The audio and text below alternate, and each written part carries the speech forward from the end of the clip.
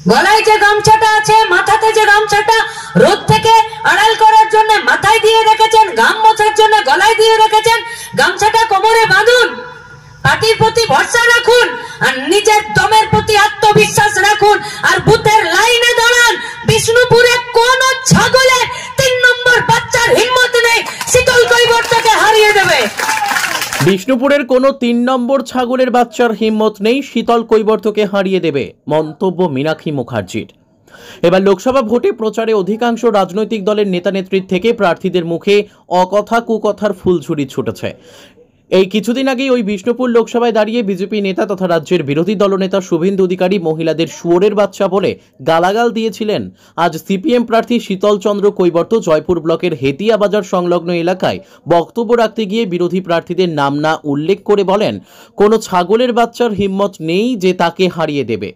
CPIM রাজ্য নেত্রী মীনাক্ষী মুখার্জি বিষ্ণুপুর লোকসভার সিপিএম প্রার্থী শীতল চন্দ্র কৈবর্তের সমর্থনে হেতিয়া বাজার থেকে এক রোড শোতে অংশগ্রহণ করেন। তিনি বক্তব্য রাখতে গিয়ে রাজ্য এবং কেন্দ্র সরকারের কড়া সমালোচনা করেন। তিনি বলেন, মানুষের সুবিধে অসুবিধে দেখার তো দূরের কথা, বরঞ্চ তৃণমূল এবং বিজেপি হাতে হাত মিলিয়ে সাধারণ মানুষের সম্মানহানি করে চলেছে। এছাড়াও তিনি রাজ্য তথা দেশের হয়ে যাওয়া বিভিন্ন অপ্রীতিকর ঘটনা এবং মানুষের ক্ষতি সাধন করে এই রকম কাজের কড়া সমালোচনা করে এক তীরে বিধেন কেন্দ্র রাজ্য সরকারকে। বিগত ভোটগুলিতে সিপিআইএম সেইভাবে দাঁত ফোটাতে পারেনি, কিন্তু এবার রাজ্য সিপিআইএম তেড়েফুঁড়ে নেমেছে ভোট প্রস্তুতিতে, যাতে বিরোধীদের অবাধ ভোটে জেতার আশাতে ছাই ঢালতে পারে এবং নিজেদের প্রার্থীদের জিতিয়ে আনতে পারে। আর তাই তো যুবক যুবতীদের কাছে সদ্য ভাইরাল হওয়া মীনাক্ষী মুখার্জি ছুটে চলেছেন রাজ্যের এক প্রান্ত থেকে আরেক প্রান্তে। আর সেই মতোই আজ এসেছিলেন বাঁকুড়ার বিষ্ণুপুর লোকসভার সিপিআইএম প্রার্থী শীতল চন্দ্র কৈবর্তর প্রচার অনুষ্ঠানে। ব্যুরো রিপোর্ট, আমাদের টিভি। নির্বাচন কমিশনকে নিরপেক্ষভাবে ভোট করাতে বলুন আর পুলিশকে বলুন নিজেদের ছাতা নিজেদের মাথায় ধরতে মানুষ ঠিক শীতল কৈবর্তকে বেছে নেবে। কত ভোটে শীতল কৈবর্ত জিতবে? তাড়াতাড়ি ধরিয়ে দিন। আমি সৌমিত্র সুজাতার মতন অ্যাস্ট্রোলজার নই। এখানে তো চারদিকেই তো তারকেশ্বর রয়েছে, দামোদর রয়েছে, বালি রয়েছে।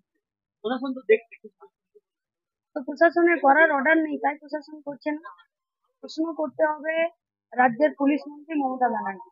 চোখের সামনে বালি লুট দেখছেন, তাহলে কি বালিয়া মাফিয়াদেরকে প্রশ্রয় দিচ্ছেন?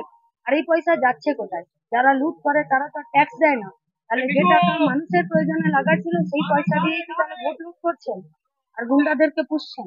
যেখানে বলতো যে বামেরা নাকি শূন্য হয়ে গেছে, সেখানে দেখলাম জয়পুর ব্লকে প্রচুর মানুষ। বাস আপনি বলে দিলেন উত্তর। ঠিক আছে।